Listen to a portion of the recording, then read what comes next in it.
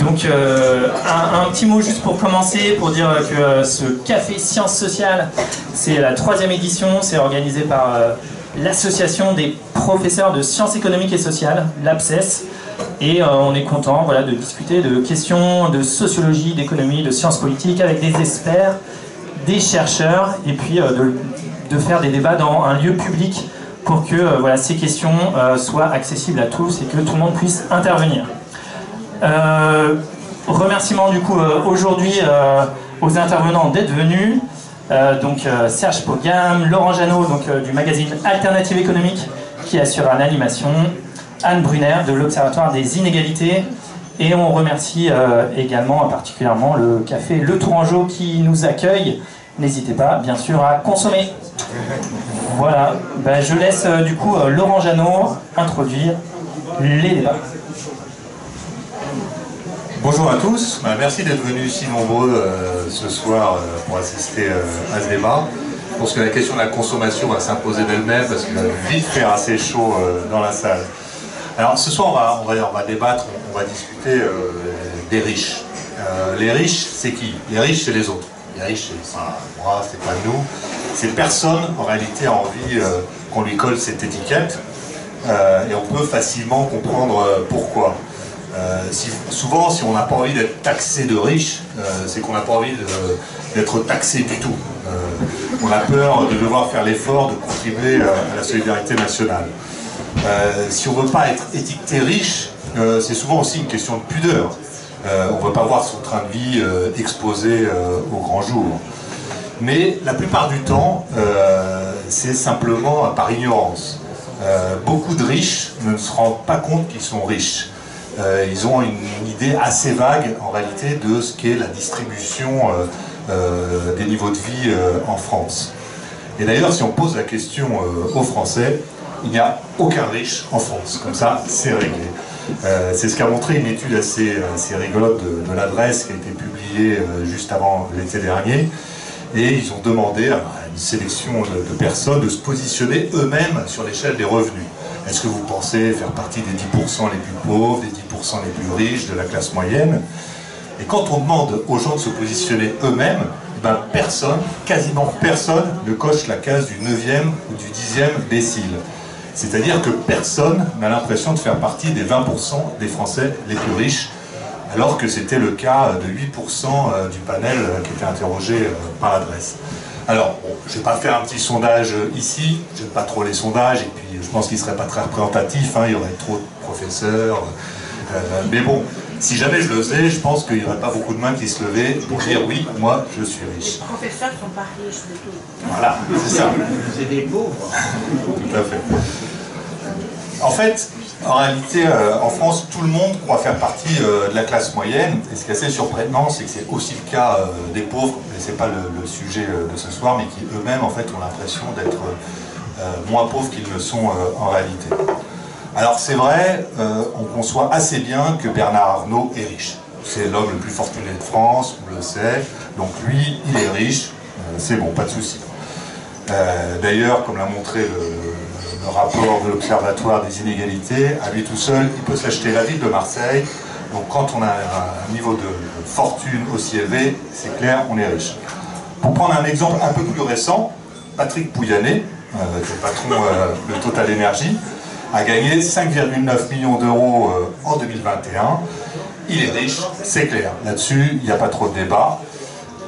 Pourtant, les riches, c'est pas seulement le top 0,001%, ni même le top 1%. Et c'est la première question qu'on va se poser ce soir dans ce débat, c'est qui sont les riches, à partir de combien, il faut gagner combien pour entrer dans ce club très sélect. Ensuite, on essaiera d'aller un cran plus loin dans la discussion, dans le débat, dans l'analyse, et on s'intéressera à leur mode de vie. Qu'est-ce qui distingue les riches du commun des mortels? Est-ce que c'est un monde à part? Ont-ils fait sécession du reste de la société? Alors, pour en discuter, je vais vous présenter, bon, ça a déjà été fait, mais je vous présente une deuxième fois les intervenants qui sont autour de moi. Donc, Anne Brunner, qui est directrice d'études à l'Observatoire des inégalités. Je pense qu'à Tours, tout le monde connaît l'Observatoire des inégalités. Et tout le monde sait qu'ils ont publié cette année le deuxième rapport sur les riches en France. Ça a eu beaucoup d'écho hein, dans la presse, on en a beaucoup parlé, et on verra pourquoi tout à l'heure, Anne, tu nous expliqueras. Et Serge Pogam, qui est sociologue. Alors Serge Pogam, vous êtes surtout connu pour avoir travaillé sur les pauvres, ce qui n'est pas tout à fait le sujet de ce soir, mais vous avez aussi participé il y a quelques années, en 2017 je crois, à une recherche sur ce que les riches pensent des pauvres. Et savoir ce que les riches pensent des pauvres, ça dit beaucoup de choses sur ce que sont les riches. Et c'est une enquête que vous avez réalisée dans 3 métropoles, au Brésil, en Inde et en France. Donc c'était, il me semble, Paris, Sao Paulo et Delhi. Voilà.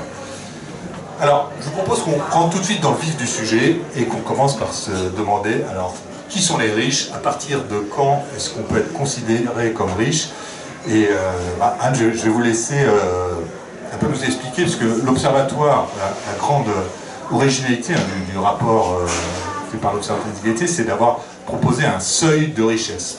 C'est d'avoir donné une définition de la richesse qui est quelque chose qui, bizarrement, n'existait pas en France. On a un seuil de pauvreté, on le connaît, c'est 60% du niveau de vie médian, même si certains le contestent, on peut discuter de la convention, mais il y a une définition officielle de la pauvreté.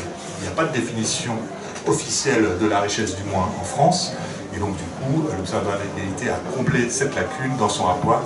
Et Anne, je vous laisse nous expliquer un petit peu quels ont été les choix méthodologiques de l'Observatoire et où est-ce que vous situez ce seuil de richesse.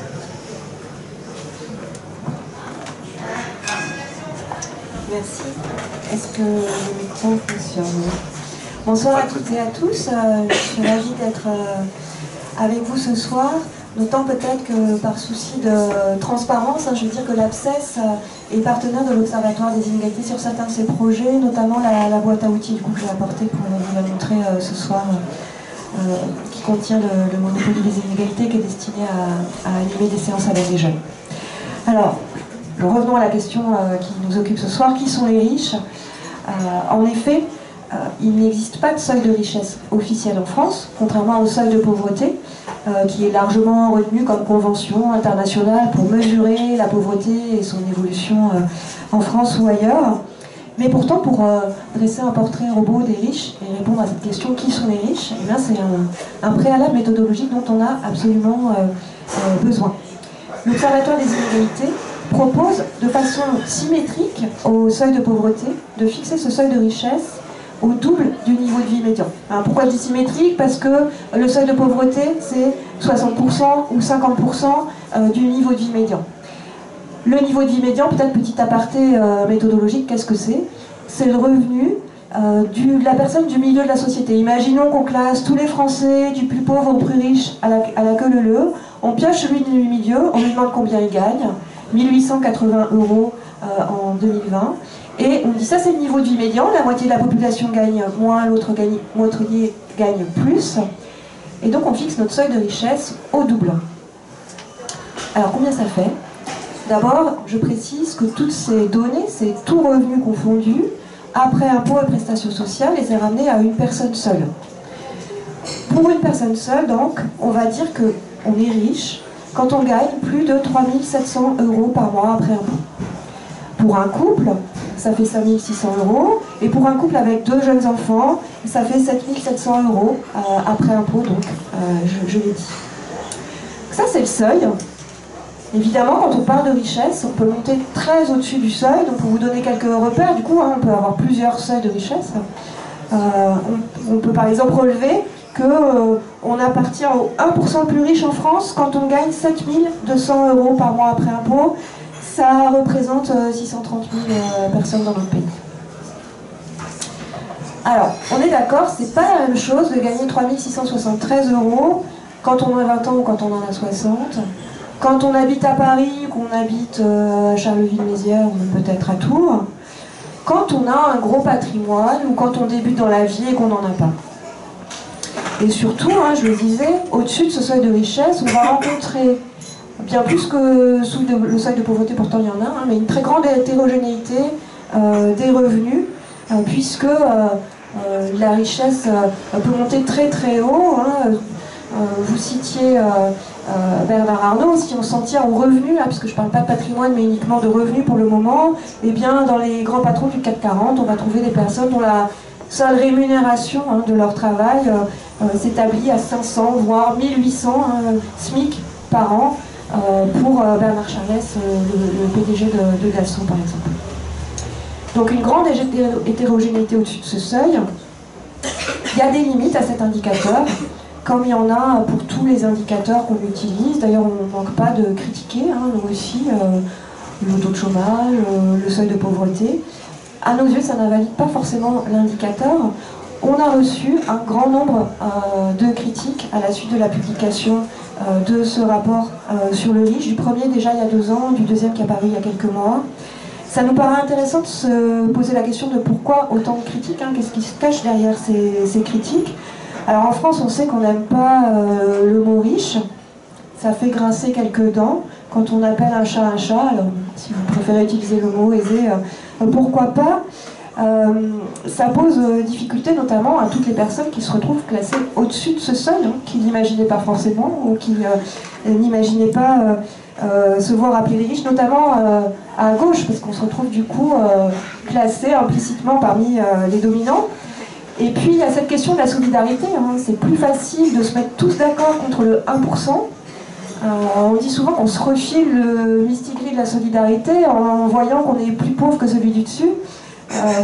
Ça permet de reporter la charge de la solidarité au-dessus de soi, sur plus riche que soi. Mais tout de même, il faut que je vous dise maintenant qu'en fixant ce seuil à 3 673 € pour une personne seule après impôt, eh bien, on désigne 7% de la population, 5 millions de personnes. Ça veut dire qu'il y a 93% des Français qui sont en dessous de ce seuil. Et si on n'est pas riche quand on est au-dessus de 93% de la population, il faut nous dire comment on doit appeler ces personnes. Voilà, si je poursuis ou pas, je vais me fier à votre signe. Je peux décrire un petit peu qui sont les riches, voilà où je m'en classe. Mais c'est vrai que beaucoup de critiques se sont focalisées sur ce niveau qui était jugé assez faible. J'ai noté par exemple Le Monde a fait un article en disant qu'on est à ce niveau-là, à 3 700 €, on est plus proche de l'aisance que de la richesse. Donc c'est vrai qu'on a l'impression que voilà, là ça bousculait un peu quelque chose. On se souvient, même François Hollande avait été très critiqué parce qu'il avait dit il y a quelques années, je ne sais plus exactement quand, mais qu'on était riche à partir de 4 000 €. Donc, on n'en est vraiment pas loin. Donc on sent que là il y a quelque chose, il y a une crispation autour 3 700 € riches, mais en fait les gens ne se rendent pas compte que 97% des gens gagnent moins de ça. On s'en était déjà un peu aperçu quand on a lancé, alors là ça remonte à quelques années, à l'Observatoire des inégalités, on a un comparateur des salaires, c'est un tout petit jouet sur notre site internet. C'est moi qui appuie sur le bouton. Sinon prenez le micro de Laurent. Allô. Merci. Donc on a C'est peut-être la prise. On a un comparateur interactif sur notre site internet, vous pouvez rentrer votre salaire et regardez où vous vous situez sur la courbe des salaires en France. Et on a reçu beaucoup de réactions extrêmement surprises de cadres, de Parisiens qui ne s'imaginaient pas si haut dans la distribution des revenus. Et puis, il faut bien dire, on l'entend aussi, que le niveau de richesse peut monter tellement au-dessus, à des niveaux tellement indécents, que ça peut paraître presque dérisoire, ces 4 000 €. Donc c'est parfaitement discutable. On propose d'ailleurs aussi de fixer un seuil en termes de patrimoine, qui n'est pas le même. Voilà. Donc on est prêt à en débattre. Pour nous, ce qui est important, c'est de montrer qu'il y a toute une fraction beaucoup plus nombreuse que le 1% de la population le plus riche, qui vit beaucoup plus confortablement que les autres, qui va pouvoir faire bénéficier ses enfants des meilleures conditions d'études notamment, et qui se trouve dans une forme de stabilité, de protection contre les événements de la vie et les crises qui les distinguent du reste de la société. On y reviendra tout à l'heure, je pense. Serge Kogan, une réaction sur ce choix de l'Observatoire des égalités de fixer un seuil de richesse et donc cette convention qui est proposée, il s'agit d'une convention, de fixer ce seuil de richesse à 3 700 €. Qu'est-ce que vous en pensez? Tout d'abord, oui, il n'y a pas de micro, hein, donc Non, je suis nouveau familier, je crois. donc il faut bien rappeler que c'est une convention. Vaut mieux le faire. C'est une convention.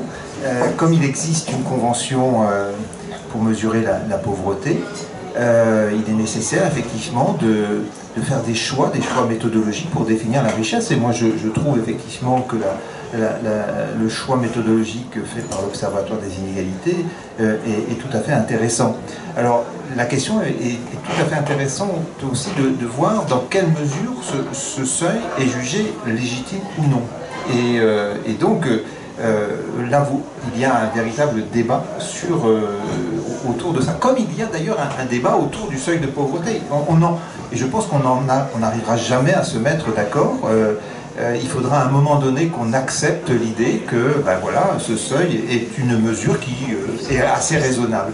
Moi je dirais que si on voulait vraiment identifier institutionnellement les riches en France, comme on a pu essayer de le faire à partir en prenant en compte la question de la pauvreté, ce serait de prendre en compte une définition, et vous en parlez aussi, une définition institutionnelle. Et donc ce qui serait les riches pourraient être ceux qui payent effectivement l'impôt sur la fortune, parce qu'ils sont identifiés. Ils sont identifiés par le fait d'être riches. C'est-à-dire que là, on n'a pas à se poser la question est-ce qu'ils sont riches ou pas, c'est-à-dire que l'État lui-même, à travers la façon de concevoir la richesse, estime que ces personnes-là doivent payer un impôt supplémentaire parce que, effectivement, leurs revenus sont tels que cela nécessite une contribution supplémentaire. Donc on pourrait aussi adopter ce type de mesure, mais cela n'interdit absolument pas de fixer un autre seuil et de discuter. Moi je suis pour qu'il y ait plus comme quand on étudie la pauvreté, qu'on puisse prendre en compte plusieurs seuils de pauvreté, on pourrait aussi confronter différents seuils de la richesse. Je crois qu'il n'existe pas de seuil scientifique. C'est une illusion de penser que l'on va se mettre d'accord sur une définition définitive de la pauvreté. Donc ça va nourrir de toute façon toujours des débats incessants. Mais c'est vrai que ce que vous avez dit aussi m'intéresse parce que finalement, dans les perceptions des uns et des autres, on a tendance à identifier les riches aux revenus indécents. Ce qui semble, effectivement, alors là on est tous d'accord, quand on prend en compte les grandes fortunes, on se dit, là c'est quand même des revenus qui sont indécents, qui sont sans rapport avec le travail. Et c'est ça peut-être effectivement qui nous permet d'avoir une idée des richesses. C'est pour ça que Thomas Piketty, par exemple, il va étudier la richesse, mais à partir d'un seuil extrêmement élevé. Donc c'est le 1%, et même dans ses recherches, c'est même parfois le 0,1% qu'il étudie. Donc je dirais que moi je suis vraiment d'accord pour qu'on puisse, en termes de structure sociale, partir d'une définition comme celle que vous avez donnée, parce qu'elle me semble quand même représenter un groupe social qui est, alors certes très hétérogène lui-même, mais en même temps, on peut dire, voilà, c'est quand même 7% de la population, c'est quand même le haut de la hiérarchie sociale. Alors, qu'on l'appelle riche, qu'on appelle ça bourgeois, ou ce que l'on veut, c'est le haut de la hiérarchie sociale. Et je crois que c'est important, sociologiquement, de pouvoir identifier le haut de la hiérarchie sociale. Alors, une des critiques aussi qui a été faite à ce seuil de richesse, qui est assez injuste, parce que, en fait, c'est les gens qui n'ont pas vraiment lu le rapport sur les riches, c'était de dire, mais les riches, c'est pas seulement une histoire de revenus, de niveau de vie. Les vrais riches, c'est ceux qui ont de la fortune, qui ont des patrimoines. Je pense notamment à un article du Canard enchaîné qui avait critiqué le rapport de l'Observatoire en disant « Et le patrimoine », sauf qu'ils n'ont pas lu le rapport, puisqu'il y a tout un chapitre sur le patrimoine. Et l'Observatoire des inégalités propose aussi un seuil de fortune, donc qui prend en compte le patrimoine. Peut-être quelques précisions là-dessus. Oui. Deux précisions. La première, c'est le seuil de patrimoine. Alors, combien c'est? Là, on propose le triple du patrimoine médian. Le patrimoine est beaucoup plus inégalement distribué que le revenu. En France, il y a un Français sur deux qui possède, cette fois on parle de combien on possède en termes d'immobilier, de compte en banque, de placement, d'entreprise, etc. Il y a un Français sur deux qui possède moins de 163 000 euros et un Français sur deux qui possède plus. Si on place le seuil au triple, ça fait 490 000 euros. Disons, le compte est bon à 500 000. Si un ménage possède plus de 500 000 euros, alors on va le considérer comme fortuné, riche en patrimoine. On a aussi, regardez en effet la définition légale à travers l'IFI. Le problème, c'est que quand on casse le thermomètre administratif légal de cette définition, on compte moins de riches aujourd'hui qu'à l'époque de l'ISF avec cet impôt qui ne porte plus aujourd'hui que sur la fortune immobilière. Donc c'est difficile de mesurer l'évolution du nombre de riches avec cette définition, si on veut prendre un peu de recul. Donc 500 000 euros au moins de patrimoine, ça désigne cette fois 4,5 millions non pas de personnes, mais de ménages, 16% de la population.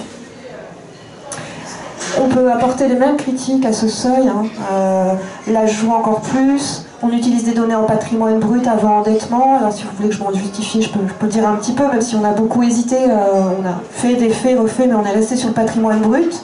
Et puis là, les inégalités sont encore plus démesurées, puisque vous parliez de Bernard Arnault et de sa capacité à acheter tous les logements de Marseille.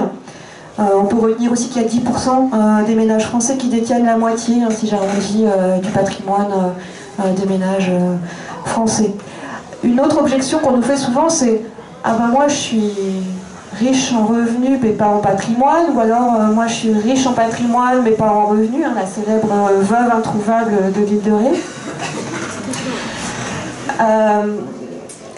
On montre aussi, alors on l'a moins développé dans cette édition-là parce qu'on n'avait pas beaucoup de données nouvelles, on l'avait fait dans la précédente, mais on montre que ces deux populations se recoupent largement, peut-être pas chez les plus jeunes, mais que une des choses qui distingue les personnes les plus riches, c'est qu'elles ont une capacité à épargner et donc à se constituer un patrimoine au fil de leur vie. Deuxième élément, et là on y consacre tout un dossier dans ce rapport, elles ont plus de chances que les autres d'hériter, donc là aussi une deuxième source de patrimoine. Et au total, parmi nos riches en revenus, plus exactement si je prends les 10% les plus aisés en revenus, il y en a 73% qui possèdent un patrimoine qui les situe dans les 20% les plus fortunés. Donc deux patates qui ont une intersection très, très importante. Alors, peut-être qu'il y a des questions déjà par rapport à cette définition, avant d'aller un peu plus loin dans le débat. Non, c'est clair pour tout le monde. Une question. Comment est-ce que vous avez fait à mettre ensemble comme indicateur les revenus et le patrimoine? Parce que moi, j'ai regardé le chapitre et j'ai pas bien compris comment vous l'avez fait. Et en plus, ma question est si la propriété de la maison où on habite, ça compte dans le patrimoine, parce que c'est pas mobilisable, je ne sais pas comment on dit en français, c'est pas mobilisable. Oui, tout à fait. C'est pas liquide, on pourrait dire, c'est pas disponible. C'est pas disponible. On pourrait dépenser. Alors votre première question, c'est comment on met ensemble. On le fait de façon assez rudimentaire et simple. Je ne peux pas aller beaucoup plus loin que ce que je vous ai dit, à savoir qu'on sait, grâce aux données de l'INSEE, que quand on regarde les 10% les plus riches en revenus, les 10% et les 20% les plus fortunés, ou l'inverse, les 10% les plus fortunés et les 10% les plus riches en revenus, eh bien, les deux se recoupent. Il y a des tableaux avec des... Il faut imaginer un tableau à double entrée, les 10 tranches de patrimoine, les 10 tranches de revenus, et ça montre qu'en fait, il y a une corrélation très forte entre les deux. On n'a pas d'éléments pour aller plus loin, notamment en l'absence de données de la part de l'INSEE sur cette question. Deuxième question que vous me posiez, c'est est-ce que la maison, on en tient compte? Oui, on en tient compte. Le patrimoine, c'est l'ensemble de ce qu'on possède. Très souvent, et pour la plupart des gens, y compris les plus riches dont on est en train de parler, c'est d'abord et avant tout de l'immobilier, et très souvent d'abord et avant tout son logement. Il y a 82%, c'est beaucoup plus que dans le reste de la population, des riches en revenus qui sont propriétaires de leur logement. Et jusqu'à un niveau de revenus très très élevé, en fait, le logement constitue le plus gros de son patrimoine. Donc ça, c'est des éléments de réponse. Après, on pourrait dire, on ne peut pas l'utiliser, mais enfin, c'est quand même mieux d'être propriétaire, même endetté, hein, c'est une des réponses qu'on pourrait faire. Tout à l'heure, je vous disais, on a utilisé le patrimoine brut, c'est-à-dire sans tenir compte des dettes. Même endetté, on a estimé que c'était plus confortable, que ça apportait une sécurité dans la vie, que ça constituait quelque chose que les autres n'ont pas, que d'avoir son logement plutôt que d'être locataire. Et puis, rappelons-nous, donc il y a la moitié des Français qui possèdent moins de 163 000 euros, et donc on fixe le niveau là à 500 000, et évidemment beaucoup plus jusqu'aux 150, j'ai peur de me tromper de 0, milliards de Bernard Arnault. Est-ce qu'il y a une autre question? Oui, il y a quand même, vous l'avez un tout petit peu dit au départ, des différences spatiales, c'est-à-dire que, par exemple, même si on est propriétaire d'un petit logement à Paris où on connaît les prix, si on va dans la Creuse, ça ne sera pas le même prix. Et donc, finalement, la notion de richesse, elle est très différente selon le lieu d'habitation. Et je trouve que, du coup, lui donner un chiffre absolu est forcément réducteur, puisqu'il ne reflète pas ces différences spatiales. Et à mon avis, ça représente un petit peu un aspect que l'on peut critiquer. Pouvoir d'achat, ce serait plus intéressant. Oui, alors, en effet, c'est pas du tout la même chose d'avoir 4 000 euros quand on a 30 ans à Paris et d'en avoir 4 000 à Tours, par exemple, ou voilà, pour une personne seule, on ne vit pas de la même manière. Ça, c'est clair, c'est incontestable. Ensuite, on peut se poser la question de est-ce qu'il vaudrait mieux calculer ça en reste pour vivre, c'est-à-dire on prend le revenu et au lieu de retirer seulement les impôts, on pourrait retirer aussi le loyer ou le remboursement d'emprunt voilà, qu'on a quand on accède à la propriété. La limite de ce raisonnement-là, c'est qu'en fait, c'est pas non plus la même chose de pouvoir vivre à Paris avec le revenu qui permet de payer un loyer beaucoup plus important que de vivre à la campagne. Ouais. Ça dit pas la même chose sur les possibilités de choisir notamment le lieu où on va habiter. Une des choses, et là je pense que Serge Pogam sera mieux placé que moi pour en parler tout à l'heure, une des choses qui va distinguer les modes de vie, c'est le lieu où on habite. Les riches, ils ont cette liberté et curieusement ce goût pour aller dépenser une fortune en termes de logement, hein, aller dans les endroits où les logements sont les plus chers. Donc, même si je retire tout à fait votre objection, elle est tout à fait juste, ça veut dire quelque chose que d'avoir cette possibilité d'aller payer plus cher que les autres son logement. Voilà, et je m'arrête là. Une dernière question, peut-être à ce stade-là, il y en aura d'autres plus tard, mais... Non? Moi j'en ai une quand même, là on parle d'une photo à un instant T, mais ce qu'on a envie de savoir, c'est est-ce qu'il y a de plus en plus de riches en France? Est-ce que les inégalités ont explosé? Alors ça dépend de la période qu'on retient. Explosion en matière de riches, c'est pas dans ces termes-là qu'on en parlerait. Peut-être plusieurs éléments en termes d'évolution. Hop, je prends mes notes pour ne pas vous dire de bêtises. Ce qu'on observe, c'est... Vous me posiez la question des inégalités dans leur ensemble, hein, c'est plutôt une stagnation des revenus des plus pauvres depuis 20 ans, des classes moyennes depuis 15 ans. Donc ça, c'est un retournement de tendance par rapport aux décennies qui précédaient, dans lesquelles les inégalités, la pauvreté ont régressé dans notre pays. Donc, stagnation pour les plus pauvres et pour les classes moyennes aujourd'hui, tandis que sur les 20 dernières années, les riches ont continué de s'enrichir, alors notamment sur la période, pas la toute dernière, mais plutôt la décennie antérieure, 98-2000, 2008, le début des années 2008, en termes d'inégalité, on va souvent trouver un pic en 2011 ou 2012, selon l'indicateur Pangard. C'est les 10% les plus riches, ils ont gagné, donc sur la période 98-2008, 27% de revenus de plus, 13 000 euros par an, inflation déduite. En 2009-2019, donc la décennie suivante, ça s'est calmé. Le marché de l'immobilier s'est calmé, il y a eu la crise de 2008, la fiscalité aussi qui a rectifié des choses. Mais sur les 5 dernières années, on observe, après le contre-coup 2008, à nouveau, une envolée des hauts salaires, notamment des vraiment très très hauts. Là, il faut parler du 1% pour observer ça. Et des dividendes, là aussi, ça concerne des personnes plus riches qu'au niveau de notre seuil. En termes de patrimoine, le constat, si on regarde au niveau des 10% les plus riches, pas tout en haut, le conseil est à peu près le même. Une décennie avec une très forte envolée, 98-2010, et puis une décennie plus récente, plutôt plus calme, avec des patrimoines qui ont augmenté à peu près à la même vitesse que l'inflation. Mais ce qu'on sait, c'est d'abord que les plus riches se sont constitués une épargne importante pendant le Covid. Donc c'est pas évident qu'ils dépensent tout là, à la suite de ça. Donc on va voir ce que ça donne sur les inégalités de patrimoine. Il faudra attendre quelques années pour le savoir. Et que si on regarde vraiment là, pour le coup, les très très riches, il y a toujours une augmentation, même en cassant le thermomètre de l'impôt sur la fortune, du nombre de grandes fortunes dans notre pays, même en rabaissant le nombre de personnes redevables de l'IFI par rapport à l'ISF, ça continue de progresser. Puis les 500 plus grandes fortunes de France, elles ont été multipliées par 4 en 20 ans. Donc là, on n'est pas très loin de pouvoir parler, il me semble, d'une explosion à ce niveau-là en tout cas. Alors, Serge Pogam, donc là on a un seuil qui permet de se positionner sur l'échelle des revenus, et bon, on peut en discuter, débattre de sa pertinence, mais déjà rien que le fait qu'il y ait un débat, c'est intéressant, je trouve. Mais effectivement, comme tout seuil, on peut parler des fois des effets de seuil. Mais est-ce que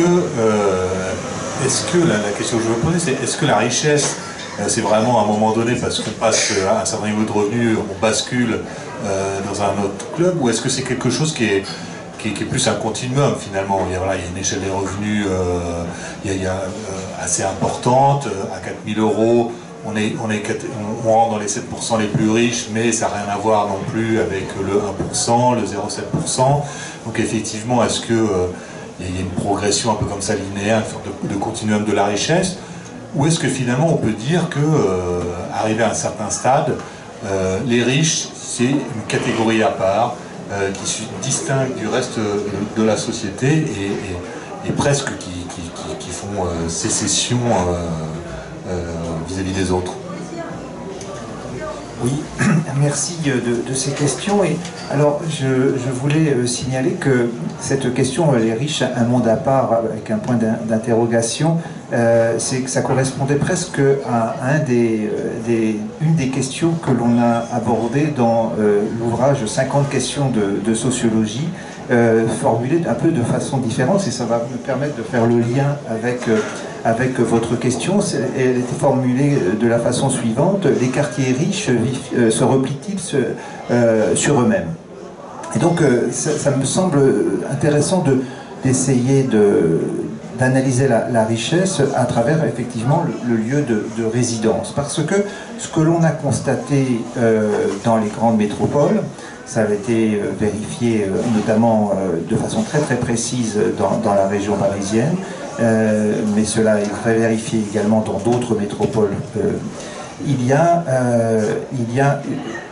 un constat assez unanime selon lequel la ségrégation spatiale s'est considérablement accrue. C'est les travaux notamment des spécialistes de la ségrégation spatiale, notamment Edmond Pretzey, qui est un directeur de recherche au CNRS, qui a beaucoup travaillé, qui a travaillé toute sa carrière, fait toute sa carrière sur la question de la ségrégation spatiale. Et vous savez sans doute qu'il a une typologie justement des quartiers qui est fondée notamment sur les catégories socio-professionnelles. Et donc cet outil va permettre de mesurer la concentration de certaines catégories dans l'espace urbain. Et d'après ses études, il a confronté plusieurs recensements, et il est clair que si la ségrégation spatiale s'est renforcée ces dernières années, c'est du fait de la concentration de la richesse essentiellement dans certains quartiers. Et donc on constate que les quartiers de riches deviennent de plus en plus exclusifs. On le voit dans la région parisienne. Alors il faudrait peut-être faire une étude ici à Tours. Je suppose que vous avez des observations un petit peu dans ce sens, mais dans la région parisienne, c'est vrai que on voit, c'est pour ceux qui ont vécu à Paris plusieurs décennies, on le voit de façon très frappante. C'est-à-dire qu'on a des arrondissements ou des quartiers qui sont de plus en plus exclusifs, où il y a vraiment une concentration des revenus les plus élevés.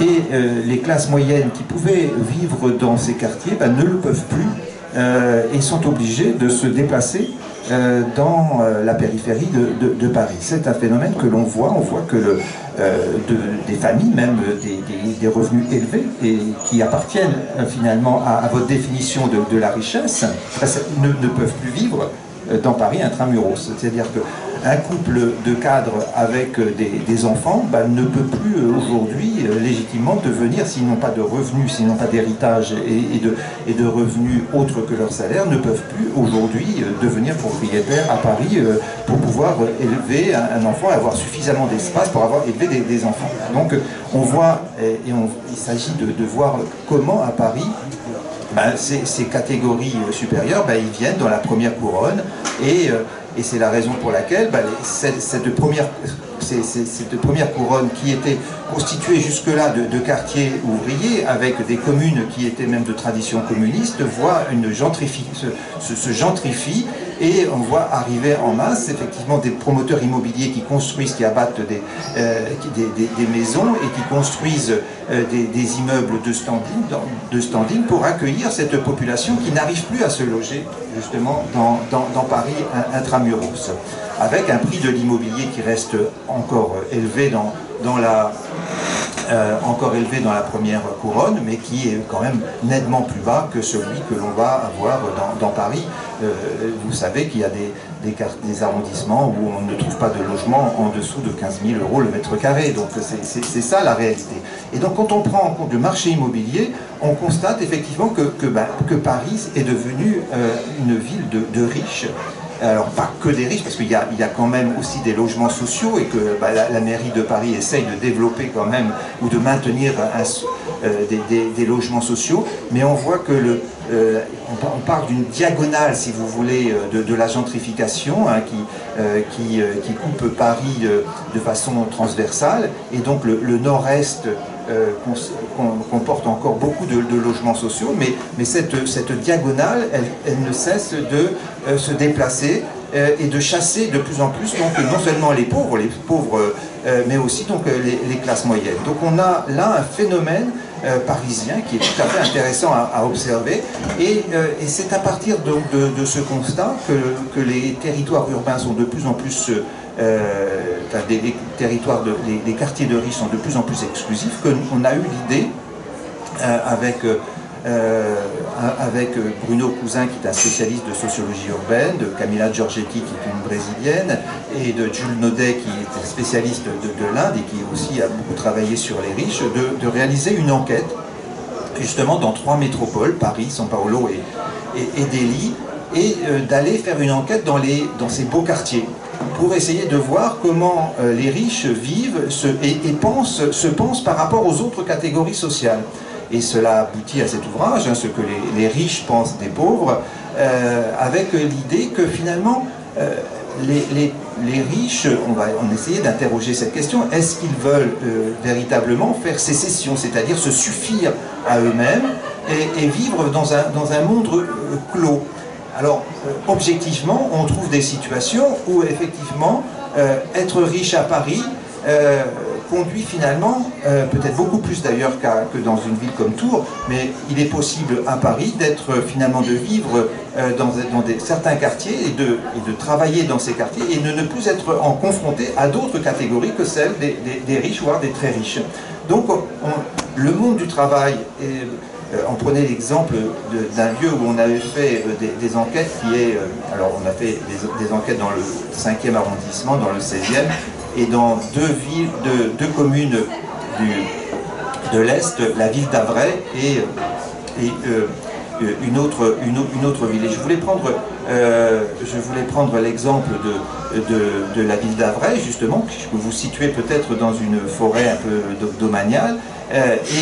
Donc on a fait ces enquêtes et on a pu se constater que pour certains vivant à la ville d'Avray, C'était des cadres supérieurs qui travaillaient dans les quartiers d'affaires de l'Arche de la Défense. Ils faisaient leur déplacement en voiture de la ville d'Avray, avec une autoroute d'ailleurs qui relie quasiment la ville d'Avray de l'Arche de la Défense. Donc, autoroute très payante et chère, donc que prennent essentiellement donc, ceux qui ont en tout cas des revenus élevés. Et donc, vivre à la ville d'Avray, c'est de vivre dans un entre-soi de riches, dans une belle villa, avoir une voiture assez comment on va dire, une belle voiture, on va dire, et parfois 2 ou 3, et puis de se déplacer pour le travail uniquement dans des lieux où ils ne pourront rencontrer que des catégories supérieures. Donc et les loisirs vont se faire de la même façon. C'est-à-dire que, en gros, l'univers des riches est un univers où ils ne rencontrent finalement que des riches. Alors les enfants, ça c'est aussi une question importante, les enfants dans ces familles, où vont-ils à l'école? Ils vont effectivement à l'école dans les meilleurs établissements, et souvent d'ailleurs, alors il y a bien sûr les bons lycées parisiens très cotés, mais il y a aussi beaucoup d'écoles privées, et donc l'élite met aussi ses enfants dans les écoles privées qui garantissent un succès dans les études. Donc il y a, alors c'est pas, là du coup on entre dans le mode de vie des riches, et on n'était pas les premiers à avoir fait ces études sur le mode de vie des riches. Il y a eu les Pinsons Charlot qui ont fait des très très beaux travaux sur les beaux quartiers, sur le mode de vie dans les... Michel Pinson qui est décédé, vous l'avez appris récemment, et avant les Pinsons Charlot, Bourdieu avait aussi bien sûr identifié le capital social et la façon dont on se comporte dans les catégories les plus aisées. Alors nous on a essayé d'interroger dans ces quartiers, à São Paulo, à Delhi et à Paris, le comportement des riches. Et ce qui est ressorti de cela, c'est que finalement, on voit finalement se dessiner, quand on interroge ces familles, l'existence de ce qu'on a appelé une frontière morale. C'est-à-dire que, en gros, c'est une frontière résidentielle d'une certaine manière, mais c'est plus que ça, c'est une frontière morale au sens où les riches se définissent comme appartenant finalement à un monde à part, un monde où où on se définit par une culture spécifique, par un habitus, aurait dit Bourdieu, et un habitus spécifique qu'il faut transmettre aux enfants. Et donc, pour cela, il faut éviter les contacts des enfants avec d'autres couches de la population. Donc c'est vraiment une attention au quotidien pour faire en sorte que le mode de vie des riches ne soit absolument pas perturbé, et en quelque sorte menacé par l'existence d'autres catégories sociales, et en particulier, bien sûr, les plus pauvres qui n'ont pas le droit de citer dans ces quartiers, évidemment. Alors ça, c'est une réalité que l'on a pu vérifier, cette constitution d'une frontière morale. Mais je voudrais peut-être insister sur le fait quand même, pour introduire de la nuance, et qui renvoie aussi à la question que vous posiez, c'est-à-dire est-ce que cette bourgeoisie patrimoniale que on va retrouver dans ces beaux quartiers, alors des revenus élevés, des salaires élevés de cadres, mais aussi donc de cadres supérieurs, mais aussi un patrimoine considérable, c'est-à-dire être propriétaire d'un logement, d'un appartement haussmannien dans le 16e arrondissement, c'est quand même un super capital. Et avoir une très belle villa à la ville d'Avray, c'est aussi un super capital. Mais en fait, ce qu'il faudrait essayer de voir, c'est est-ce que les riches qui habitent dans ces quartiers de la bourgeoisie patrimoniale, on va dire, sont les mêmes que ceux qui habitent dans les quartiers gentrifiés, ou ceux que Bruno Cousin appelle les quartiers refondés, c'est-à-dire des quartiers ouvriers qui ont été rasés et où on a reconstruit de très belles résidences très chics, pour accueillir notamment une catégorie de cadres supérieurs, avec des appartements assez spacieux pour pouvoir avoir de la place pour élever une famille.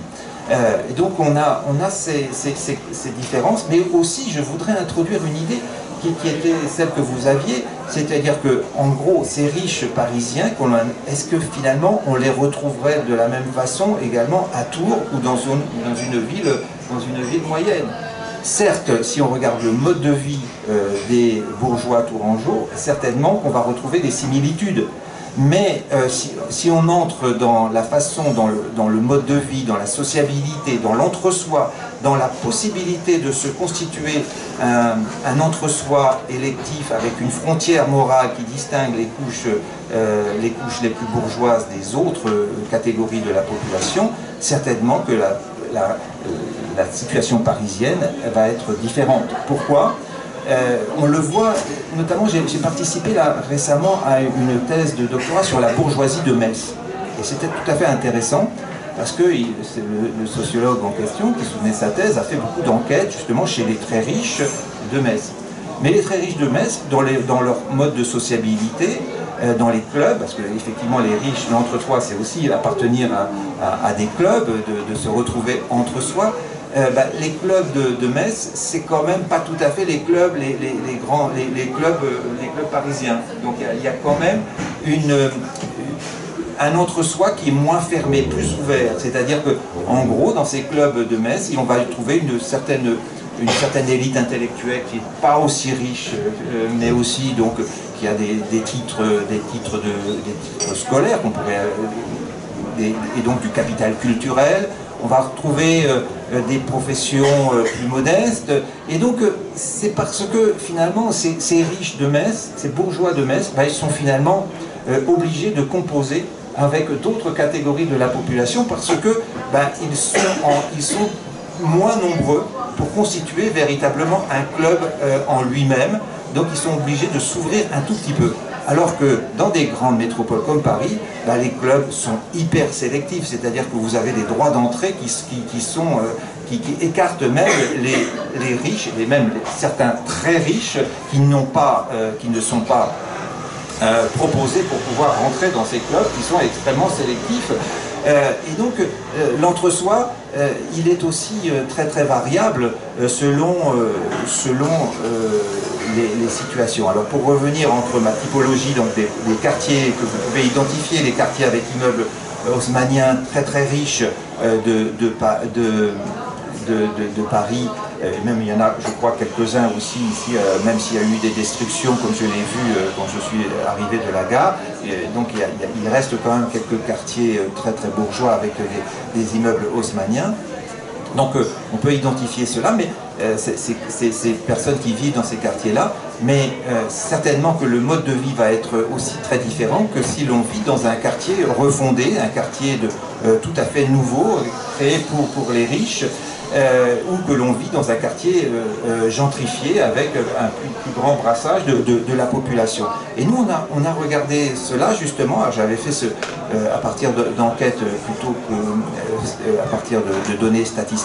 Avec Bruno Cousin, avant j'avais travaillé vraiment sur ce type d'entre-soi et on s'est rendu compte que quand même d'un type de quartier à l'autre, il y a un entre-soi spécifique, ce qui conduit finalement à dire que oui, il y a incontestablement une tendance qui se dessine que les riches se replient sur eux-mêmes, que se constitue un entre-soi, mais il existe quand même, d'un point de vue de la sociabilité et des pratiques, différentes façons de vivre cet entre-soi et que le mode de vie dans un quartier gentrifié ne sera pas exactement le même que dans un quartier de la bourgeoisie patrimoniale. Alors, une question, je voudrais revenir sur ce concept de frontière morale. Est-ce que vous pouvez nous en dire un petit peu plus là-dessus? Est-ce que derrière, qu'est-ce que ça signifie concrètement? Ça signifie que les riches ont l'impression d'avoir une forme de supériorité morale sur les autres? Première question. Et la deuxième question, c'est si effectivement il y a différents types de riches, les riches patrimoniaux et les riches gentrifiés, est-ce qu'on observe aussi ce phénomène de frontière morale chez les riches gentrifiés, par exemple une bourgeoisie culturelle, beaucoup plus? Est-ce qu'ils ont aussi ce type de réflexe-là? est-ce que je peux compléter ta question? Est-ce que très souvent, on voit, il y a la bourgeoisie traditionnelle, parfois alors plus ou moins avec des modes de vie, des codes, etc., avec des alliés parfois spécifiques, et ils ont un certain dédain, un certain mépris pour ce qu'ils appellent les bling-bling, pour ceux qui gagnent beaucoup d'argent. Et là, il y a quand même, donc, on peut parler dans les deux cas de riches. C'est pas forcément une différence spatiale, quoique ils habitent pas forcément vivre au même endroit. Mais là, il peut y avoir une césure quand même parfois très forte entre cette bourgeoisie traditionnelle, qui, prenons les muliers, par exemple, qui cachent leur prix, qui ont une grande maison, mais discret, bon, une sorte discret, n'est-ce pas? Et par contre, d'autres vont arriver, qui ont voiture de sport, et faire beaucoup de bruit pour bien montrer qu'ils ont de l'argent avec leur Rolex, pour rappeler un certain président. Oui, alors ces questions sont intéressantes d'un point de vue sociologique, parce qu'on est dans la distinction sociale. Si, dans l'enquête qu'on a faite dans le 16e arrondissement, on voit cette distinction vraiment très très forte entre deux types de bourgeoisie qui s'affrontent. Effectivement, alors je ne sais pas s'il faut l'appeler bling-bling, mais en tout cas une bourgeoisie assez ostentatoire, et une bourgeoisie plus traditionnelle, plus conservatrice, qui va être plus concentrée, centrée sur des valeurs un peu traditionnelles. Voilà, ils vont vouloir transmettre par exemple des valeurs parfois religieuses. Alors c'est intéressant, à la ville d'Avray par exemple, on a vu que la communauté est aussi une communauté religieuse. La religion joue un rôle important dans la transmission d'un habitus.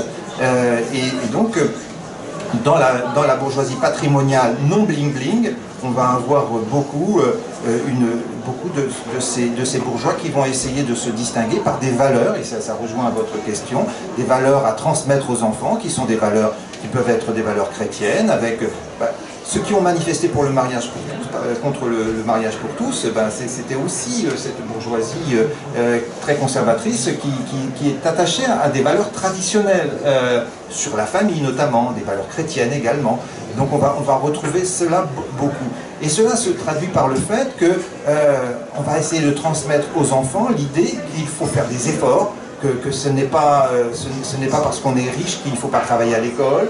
Il y a toute une éducation morale qui fait qu'il faut faire preuve, il faut donner des signes que l'on a réussi, que l'on a fait des efforts. Et donc dans ces milieux-là, on intériorise très très vite, et les enfants intériorisent très très vite, et ça renvoie aussi à la frontière morale, qu'on a fait des efforts pendant toute son enfance, son adolescence, pour réussir à l'école. Ça a été vraiment une pression très très forte et un encadrement donc familial pour la réussite.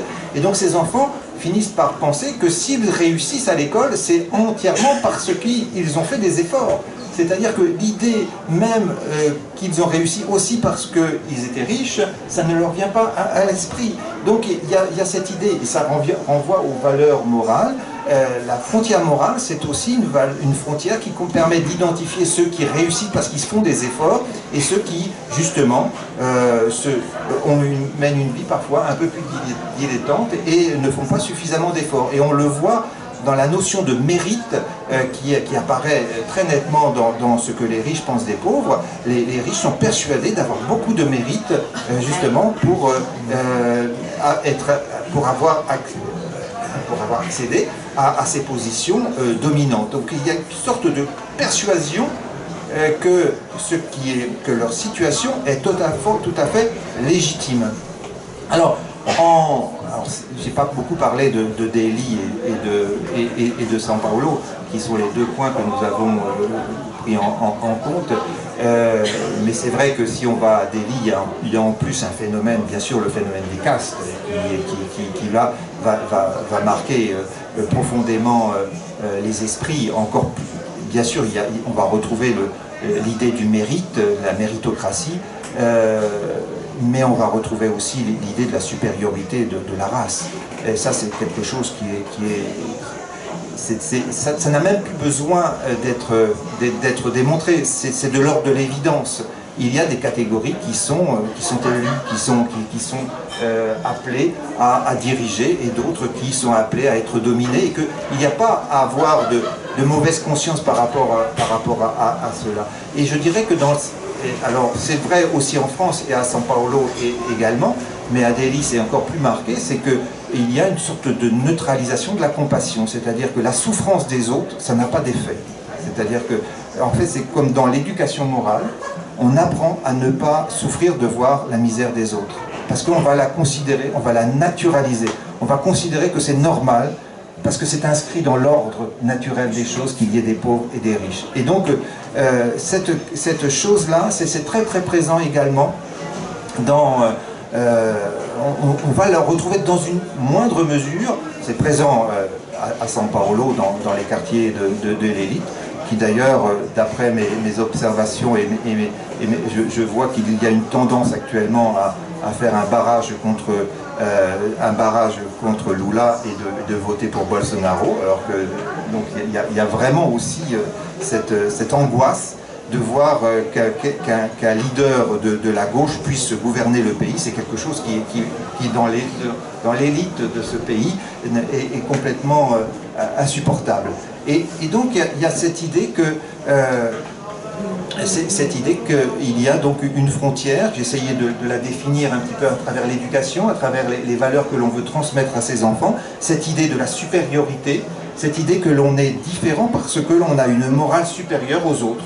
Et que cette capacité à transmettre cette mémoire, cette mémoire familiale et cette morale, elle est valorisante en soi, elle permet justement de s'affranchir de la mauvaise conscience que l'on pourrait avoir à l'égard de la richesse que l'on a par rapport aux autres. Et c'est être équipé moralement pour ne pas souffrir de l'injustice sociale. Alors, Anne, la question qu'on a envie de vous poser, c'est et à Tours. Est-ce qu'à Tours, il y a une richesse patrimoniale importante, des phénomènes de gentrification? Qu'est-ce que racontent les statistiques que vous avez pu décortiquer? Bon, alors on n'a pas fait d'études spécifiques sur Tours, mais j'ai quand même apporté quelques données, parce que je me disais peut-être ça viendrait dans la conversation. Puis j'avais envie de comparer Ville d'Avray, le 16e, le 15e, au beau quartier de Tours. Donc j'ai jeté un œil sur ces données. Peut-être je vais commencer par le 16e, le 5e, Ville d'Avray, pour donner un peu des points de repère, parce qu'on ne parle pas exactement de la même richesse quand on parle des revenus des habitants de 16e, et puis quand on va parler de ceux des prébendes. Donc il faut quand même repérer ça. Dans le 16e arrondissement, il y a à peu près presque la moitié des habitants qui sont situés au-dessus de notre seuil de richesse. Le niveau de vie médian dans le 16e arrondissement, c'est 3 358 euros par mois, et il y a 10% de la population qui gagne plus de 10 000 euros par mois. Donc là, on est pratiquement au top du top de nos classements des revenus en France. On peut trouver par personne après impôt, hein. Voilà, toujours, hein, quand on parle de niveau de vie. Donc en fait, dans nos classements, il y a quand même des endroits en France où on peut trouver encore plus de riches ou des riches encore plus riches. C'est l'Ouest parisien avec le 7e et le 8e, c'est Neuilly-sur-Seine et c'est le 6e, voilà, qui sont vraiment en tête des classements. Si on regarde le patrimoine, on va trouver les mêmes lieux. Le 5e est un petit peu en dessous. Et puis quand on classe cette fois les petites villes, hein, c'est Vivien Charbonnet qui nous fait ça, qui est là, je le salue, qui classe les villes plus petites de moins de 30 000 habitants, si je ne me trompe pas, j'ai un trou, 20 000, merci. Et bien cette fois, on va voir apparaître le Vésinet, Ville d'Avray, là où vous avez enquêté, avec tout de même des niveaux de vie médians et pour les 10% des plus riches qui sont très élevés, hein, le Vésinet, on est à 8 275 € quand on appartient aux 10% les plus riches. Donc vous avez voilà, choisi des terrains qui sont très proches en termes de revenus, et puis Ville d'Avray un peu en dessous. À Ville d'Avray, quand on appartient aux 10% les plus riches, on gagne plus de 76 350 € par an, et puis 36 000, ça vous donne un petit repère, hein, par rapport aux 36 000, retenez ça. C'est la moitié de la population qui gagne plus à Ville d'Avray. Alors en Touraine, qu'est-ce que ça donne? En haut de notre classement, on va trouver Rochecorbon, Saint-Cyr, Vouvray. Et là, avec des niveaux de vie médians quand même inférieurs. Et l'entrée dans les 10% les plus riches, elle se situe à 51 000 € par an pour Rochecorbon. Donc ça fait 4 252 €, nettement au-dessus de notre seuil de richesse. Même chose pour Saint-Cyr et Vouvray, nettement au-dessus de notre seuil de richesse, mais on ne peut pas dire, comme dans le 16e, qu'il y a la moitié de la population qui vit au-dessus du seuil de richesse. On n'est pas du tout dans ces niveaux de richesse. Je ne sais pas si vous me suivez dans ce dédale de chiffres. Là. Si on regarde en Tours, Tours ne se situe pas du tout dans ces niveaux-là, mais dès qu'on va détailler au niveau du quartier, ben on va trouver des quartiers qui sont largement aussi riches que Saint-Cyr ou que Rochecorbon, où il y a moins d'habitants. Notamment, alors, une douzaine de quartiers que j'ai surlignés où les 10% les plus riches sont très au-dessus de notre seuil de richesse. On va y trouver des quartiers, pas seulement les prébendes, hein, mais tous les quartiers de centre-ville, ici je pense, les quartiers que vous avez traversés depuis la gare, centre-ville, la Canal Strasbourg, Grammont, Cathédrale. Je souligne d'ailleurs que Tours est assez typique, c'est-à-dire qu'on va y trouver une grande concentration de riches, une grande concentration de pauvres, encore plus proche à Paris ailleurs, puisqu'il suffit de traverser la ville de Grammont pour se retrouver dans le Sanitas, et je pourrais vous faire tout un exposé sur la pauvreté à Tours. Les inégalités, elles sont situées en centre-ville, avec tout de même cette tendance au regroupement dans certains quartiers résidentiels à l'extérieur, c'est le cas de Saint-Cyr, c'est le cas de Rochecorbon, mais un mélange social plus important en centre-ville et des populations qui se croisent à grande proximité. Ça c'est une spécificité de Tours, le fait qu'il y a moins de... Du fait de la taille de Tours, je pense que ça sépare un peu la taille des quartiers par rapport au 16e, voilà, et puis tout l'ouest parisien, tous les beaux quartiers parisiens, mais c'est pas une spécificité tourangelle. Ce diagnostic, on pourrait le porter sur toutes les grandes métropoles françaises, où on va trouver dans le centre-ville des quartiers où on va trouver la plus grande richesse, et puis juste à côté, les quartiers, si on pense à Marseille par exemple, hein, dans notre classement, il y a aussi des arrondissements Canel, ou des arrondissements de Marseille où on va trouver de très grandes fortunes et des revenus très élevés, et puis juste à côté, les immeubles qui s'écroulent du centre-ville. Donc on est plutôt à dire que les inégalités elles sont les plus fortes en ville, avec toujours très souvent des quartiers un peu extérieurs, résidentiels, où là l'entre-soi est important du côté des riches. Oui, alors c'est ça aussi la spécificité de la région parisienne, c'est-à-dire qu'autour des quartiers riches qu'on a cités, ben, il y a des quartiers qui sont parfois un peu moins riches, mais qui sont quand même très riches. C'est-à-dire que la possibilité pour un riche vivant dans ces quartiers très riches de rencontrer ou d'avoir à proximité des quartiers pauvres, elle est beaucoup plus faible à Paris, évidemment, qu'à Tours, puisque le centre-ville, vous avez, selon que l'on circule dans le centre-ville, effectivement, on peut passer assez rapidement d'un quartier pauvre à un quartier riche. Ça, c'est quelque chose qu'on ne peut pas voir dans la région parisienne. Est-ce qu'il y a des questions?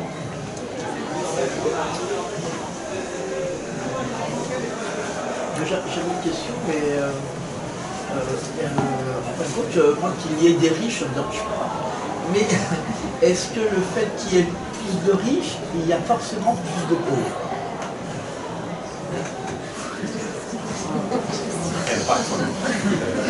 Est-ce que c'est mécanique?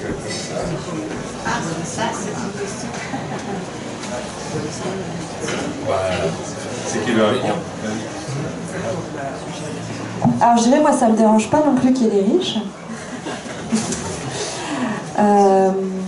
Mais que la question qu'on peut se poser, c'est est-ce que les écarts de revenus nous paraissent justifiés? Est-ce que cette impression de la part des riches qu'ils sont riches grâce à leur mérite, on le retrouve quand on décrit la société dans son ensemble, et est-ce que notamment les écarts de revenus nous paraissent justifiés quand on compare les situations des plus riches et puis de la France qui se lève tôt, du travail le plus pénible qui est particulièrement mal rémunéré. Donc on peut se poser cette question-là. Ensuite, il me semble qu'il y avait une deuxième... Oui, il y avait la question de plus de riches, est-ce que ça fait moins... Plus de riches égale plus de pauvres? Évidemment, on peut pas, il n'y a pas une équation comme ça. On a essayé de nous vendre, plus de riches, ça fait moins de pauvres, avec le ruissellement. On sait que ça ne marche pas. Ce qu'on constate d'ailleurs dans nos chiffres, c'est pour la première fois, on a réussi, en contournant un peu le lycée, en faisant appel à un chercheur de l'OFCE, à montrer comment évolue le nombre de riches au-dessus de notre seuil. C'est que le nombre de riches ne s'accroît pas alors que le nombre de pauvres il a augmenté. Mais par contre, le niveau de vie des plus riches a augmenté. Je ne sais pas si vous me suivez. Donc là, ça peut rejoindre cette question de la sécession. C'est économiquement, il y a une forme de sécession même après impôt, l'évolution des niveaux de vie. Mais tout de même, il faut que je dise qu'en termes de solidarité, plus on est riche, plus on paye d'impôts.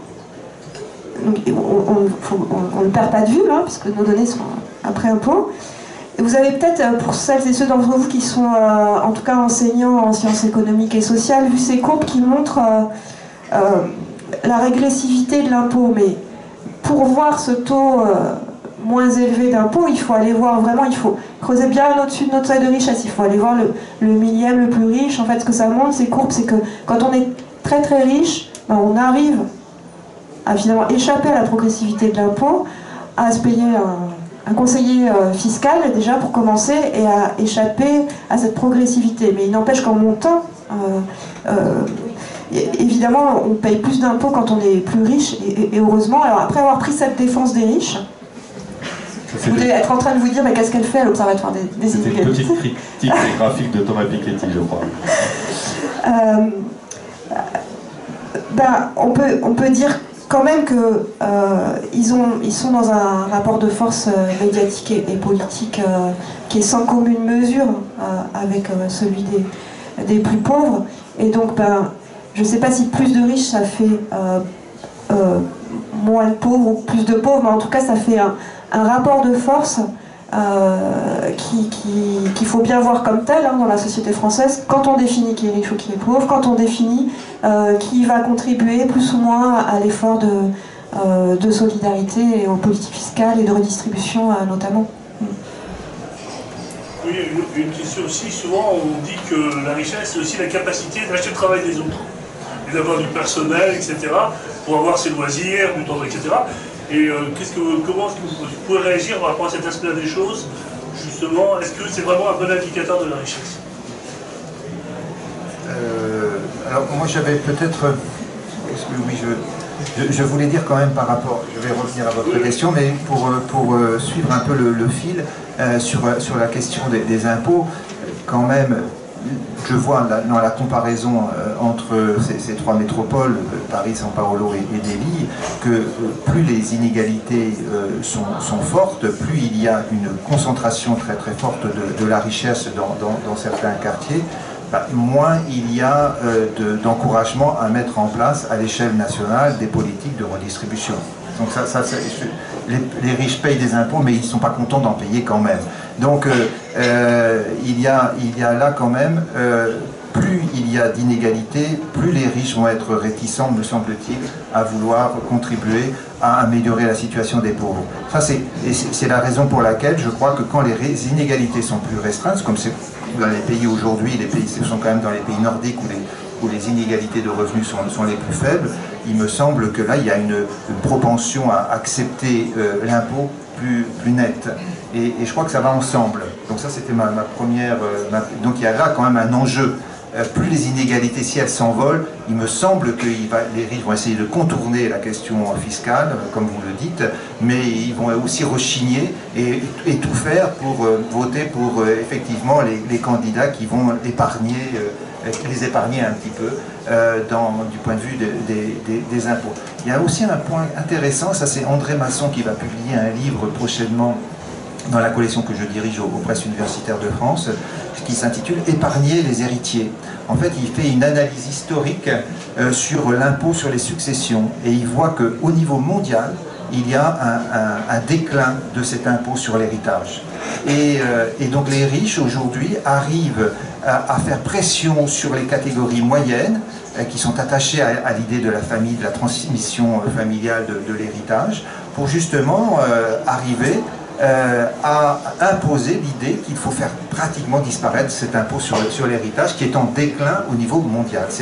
Alors que pendant longtemps, on a considéré que c'était un impôt juste, un impôt qui était nécessaire pour la démocratie dans un pays, dans la mesure où ça va, il n'y a aucune raison que certaines personnes arrivent dans la vie adulte en n'ayant pas besoin de travailler. Donc cet impôt sur l'héritage était quand même quelque chose qui a été considéré comme quelque chose comme une expression de la justice sociale et qui aujourd'hui est en profond recul dans le monde entier. Vous faisiez référence à Tocqueville. Oui. Et donc, par rapport à votre question... c'est la capacité d'acheter le travail des autres. Ça veut dire que vous payez. Ben, écoutez, moi c'est ce que je remarque. Effectivement, moi je vais régulièrement au Brésil. Je connais aussi un peu la situation indienne et elle est encore là. Ça relève d'un autre mode de vie des riches par rapport à la situation française. En fait, les riches ont beaucoup de serviteurs et donc dans ces pays-là en particulier, parce que la main d'œuvre des pauvres qui servent comme employés domestiques, cette main d'œuvre, elle est quand même très... le prix de la main d'œuvre, il est beaucoup plus bas. Et donc, il n'est pas rare, effectivement, d'avoir plusieurs domestiques quand on est riche. Et moi, je vois encore que ça, c'est vraiment, au Brésil, c'est vraiment le prolongement de l'esclavage. C'est vraiment quelque chose... Vous savez que le Brésil, c'est le dernier pays à avoir aboli l'esclavage, et c'est encore aujourd'hui très très présent. Dans les immeubles que l'on construit encore aujourd'hui,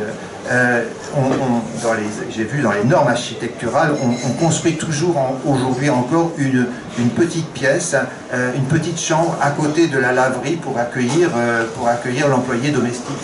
Ça fait partie de... Hong Kong, c'est 2 mètres carrés. C'est fini ça, Claire. Comment? C'est fini. Pas à São Paulo. Moi, je peux vous dire, j'ai regardé les plans, donc même dans les constructions modernes, on le reproduit encore.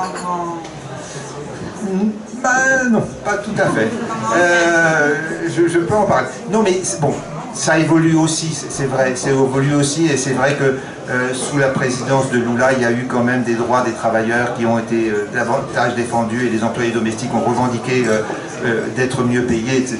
Et ça avance également dans ce pays. Mais on est quand même dans l'esprit, dans l'état d'esprit, que les riches aussi peuvent se payer beaucoup de serviteurs. Et je dirais que dans les familles riches, alors que les femmes peuvent justement travailler plus facilement parce qu'il y a beaucoup moins d'aide d'aide familiale, mais la possibilité de travailler, elle repose aussi sur, pour les femmes, sur la possibilité beaucoup plus grande de pouvoir bénéficier d'aide à domicile pour s'occuper du ménage et de la vie et aussi des enfants. Les enfants qui sont d'ailleurs, eux aussi, éduqués dans l'idée d'être servis le plus tôt possible, dès la prime enfance. Et ça fait quelque chose qui est, que l'on voit, que l'on constate, et qui m'interroge toujours. C'est-à-dire que des enfants qui demandent qu'on leur apporte ce dont ils ont besoin immédiatement, et ça fait partie aussi de l'éducation dans certains milieux que j'ai pu vérifier, notamment au Brésil. Alors, oui, allez-y, bien sûr. Je voudrais savoir, on vous connaît très bien votre travail en Italie, je viens de Milan, de l'école polytechnique de Milan. Je connais votre travail. Je me demande pourquoi est-ce que vous avez commencé à étudier les riches. Vous en avez marre des pauvres? Pas du tout. Ça m'interroge parce que moi, on dit toujours que les sociologues aiment étudier tout ce qui est... Parlez l'italien? Je lis l'italien, mais je ne parle pas. Sfigato, tout qui est cassé, tout qui est pauvre, que c'est les sociologues sont plutôt comme ça. Il y a très peu de sociologues qui ont étudié les riches. Mais vous, je suis venue ici pour vous. Pour m'entendre parler des pauvres, c'est ça? Non, je suis venue ici pour vous poser cette question. Bon, c'est vrai que depuis quelques années, je dois dire que je travaille toujours avec un intérêt important pour les catégories populaires. Ça reste véritablement les travaux que j'ai menés, et ça reste, je suis toujours très attentif par rapport à tout ce qui se fait mais depuis au moins une quinzaine d'années, j'ai essayé d'élaborer un type de sociologie, j'ai pas eu le temps d'en parler là, mais qui est une théorie fondée sur les liens sociaux, et donc et notamment la théorie de l'attachement social. Et je pense que pour étudier la question de l'attachement social, ce que je définis comme des régimes d'attachement social, quand on fait des comparaisons internationales, on ne peut pas penser uniquement à partir des catégories populaires. Il faut avoir une vision globale de la structure d'ensemble. Et donc il faut intégrer, puisque ça pose la question de la solidarité humaine et sous ses différentes formes, et il faut intégrer la question, mais bien sûr, des riches. On peut faire toute sa carrière de recherche sur les pauvres, bien sûr, mais moi en tout cas j'ai voulu à un moment donné ne pas rester le spécialiste des pauvres et essayer d'avoir une vision plus globale de la société dans son ensemble, et c'est pour ça que je fais des recherches comparatives. Vous voyez que quand même ce que les riches pensent des pauvres, c'est aussi la question de la pauvreté qui est derrière, c'est la question de la représentation, de la perception de la pauvreté. Donc c'est plutôt comme ça que je vois un petit peu les choses aujourd'hui. Mais alors, depuis que j'ai présenté ce livre, dans beaucoup d'endroits, on me dit mais alors la suite, c'est ce que les pauvres pensent des riches, il faudrait faire l'inverse.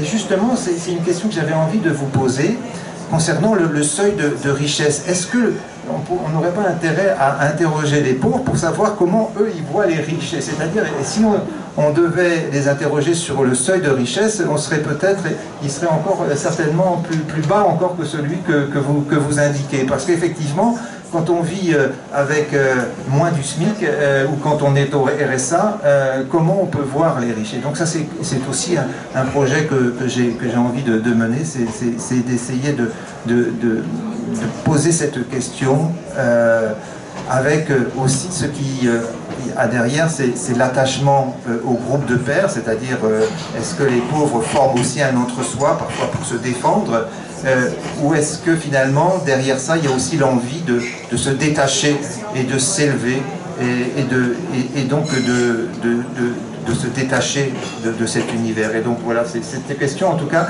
que j'aimerais moi en tout cas poser. Est-ce qu'il y a un seuil des riches vu par les pauvres? Ça serait vraiment intéressant de le savoir. Alors, ce soir, l'objet du débat, c'est les riches, donc je vais recentrer là-dessus, mais je voulais revenir sur la question de l'héritage, parce que c'est assez frappant. Là, je crois que c'est effectivement aussi Thomas Piketty qui avait sorti une courbe assez impressionnante qui montrait le retour de la société des héritiers, hein, une courbe en forme de U, comme ça, qui commence au 19e siècle, et on se retrouve à des niveaux qui côtoient ce qu'on a pu connaître il y a un siècle, donc c'est assez frappant. Et pourtant, nous, Alternative économique, hein, le journal dans lequel je travaille, on avait fait plusieurs fois, mais assez récemment, une couverture sur le retour des héritiers. Et alors, y compris parmi les gens de gauche, hein, cette question-là, ça marche pas. Ça n'intéresse pas les gens. La question de l'héritage, non.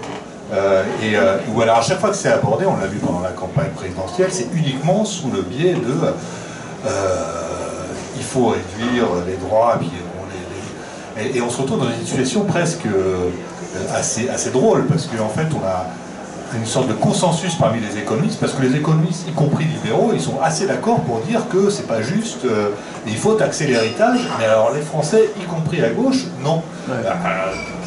Comment est-ce qu'on peut expliquer ce paradoxe? Il y a aussi des choses très drôles, c'est quand on voit un discours, par exemple, de Le Pen, fille ou père, qui vous dit qu'il faut supprimer l'impôt sur l'héritage, et on voit des gens de milieu populaire qui, par définition, ne paieront pas l'impôt sur la succession, qui applaudissent joyeusement, et on a l'impression qu'ils n'ont pas compris le film. Il y a quelque chose là de très paradoxal. Alors, je ne sais pas si j'ai la réponse à toutes ces questions, je me pose les mêmes, et je suis très contente de peut-être pouvoir me montrer un peu moins clémente envers les riches que tout à l'heure, parce que, voilà, pour revenir à cette question de la progressivité de l'impôt, évidemment, il faudrait, si on veut réduire les inégalités, que l'impôt soit plus fortement progressif, et notamment sur la transmission du patrimoine. là, peut-être ce qu'on a essayé de... On a rappelé en effet ces chiffres de Thomas Piketty qui montrent que dans la constitution des patrimoines des ménages français aujourd'hui, la part qui vient de l'héritage, elle s'est remise à monter. Alors pas tout à fait aussi haut qu'à l'époque des rentiers du début du XXe siècle ou de la fin du XIXe siècle dont vous parliez, mais tout de même, la courbe, elle a bien remonté. Et aujourd'hui, pour se constituer un patrimoine, on a beaucoup plus de chances de le faire à travers un héritage qu'à travers son travail. Et pourtant, quand on interroge la population française, sondage après sondage, on a l'impression qu'il y a une telle peur de ne pas pouvoir transmettre le fruit de son travail qu'il faudrait ne pas taxer plus l'héritage. Et là, il y a vraiment, à notre sens, peut-être un élément de compréhension qui nous est donné par... une note, je crois que c'est du Conseil d'analyse économique, j'ai oublié la source, elle est dans notre rapport, je suis désolée, mais qui souligne le manque de données. Le manque de données fiscales. Depuis 2006, on n'a plus de données fiscales. On ne peut plus montrer, en fait, quelle est la part des Français qui payent la taxation de l'héritage. Donc on s'est rapproché, enfin on a regardé plutôt les données de l'INSEE, les quelques-unes qu'on a. En fait, il y a alors, 87, pardon, j'ai peur de vous dire des bêtises, mais il y a seulement 37% des ménages, si on prend la photo aujourd'hui, si on demande aux Français aujourd'hui, est-ce que vous avez déjà touché un héritage, il y a 37% des gens qui répondent oui. Alors, peut-être que parmi eux, il y en a qui en toucheront un plus tard, en vieillissant. Mais même si on regarde la tranche d'âge la plus élevée, par exemple les 70 ans en plus, en fait, il y a 53% des Français de 70 ans et plus qui ont déjà touché un héritage. Et parmi ceux-là, ceux qui ont déjà touché un héritage, eh bien, il n'y en a que 13% qui ont touché plus de 100 000 euros.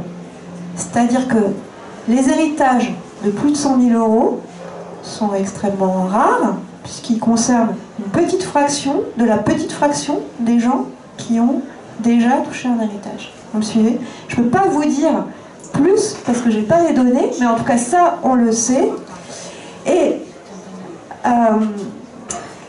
s'ajoute à ça, alors il y a quelques critiques qu'on peut apporter à ces données. Il y a des gens qui vont toucher des donations. C'est encore plus concentré que les héritages dans la population. Et il y a des gens qui vont toucher plusieurs héritages dans leur vie. Donc quand je dis il n'y a que 13% des héritages de plus de 100 000 euros, moi ce que j'aimerais vraiment demander à l'administration fiscale ou à l'INSEE, c'est au total combien ça fait. Voilà. Pourquoi cette part de 100 000 euros elle est intéressante? Et aussi j'aimerais bien demander à l'INSEE, au-dessus de 100 000 euros, comment c'est distribué? Parce que là, à 100 000, on sait bien qu'il y a des fortunes bien plus grandes qui sont transmises. Je vous parlais tout à l'heure de la distribution des patrimoines. Si je reprends le fil de ce que je voulais dire, c'est par rapport à la fiscalité. 100 000, c'est une barre importante, puisque c'est celle en dessous de laquelle on peut transmettre sans taxation. Donc vous voyez qu'en fait, la part des Français qui sont eux-mêmes soumis au droit de succession, elle est très faible. Donc, à mon sens, il y a une grande ignorance sur la distribution des patrimoines et des chances d'héritage importants. Et il y a une grande ignorance sur le fait qu'en fait, les droits de succession, ils ne touchent pas une immense partie des héritages transmis. D'abord parce que les héritages transmis sont inférieurs à 100 000 euros par personne, pour l'héritier. Et puis, dernier élément, ce qu'on ne sait pas non plus, c'est que, en fait, mais ça les riches le savent, quand on a quelque chose à transmettre, on sait comment ça fonctionne, les droits de succession. Il y a des abattements très importants. Avec Louis Morin, on s'est amusé, sans être du tout des conseillers fiscaux. Il avait commencé à le faire pour, je pense, pour Alternatives économiques à l'époque où il était journaliste, à lister tous les abattements, mais vraiment hyper simples, qu'on peut trouver pour ne pas pouvoir transmettre à travers l'héritage, les donations, des cadeaux à ses enfants.